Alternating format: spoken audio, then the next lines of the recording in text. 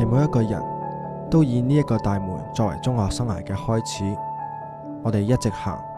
唔會預計到途中會遇到啲乜嘢，亦永遠唔會知道自己嘅終點會喺邊度。但係當我哋開始咗呢段旅程之後，就會隨住生活節奏嘅急速，腳步變得越嚟越密。時間飛逝，我哋好容易迷失自我，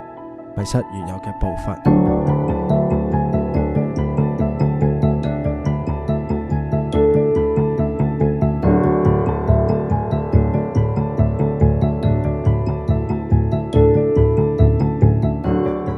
當我哋踏出咗呢個大門，踏進社會之後，行嘅已經唔係以往熟悉嘅路。即使喺喧鬧中，我哋迷失過、跌宕過，但係當我哋身邊無所依靠嘅時候，心入面其實仍然有當初嘅信念同埋方向。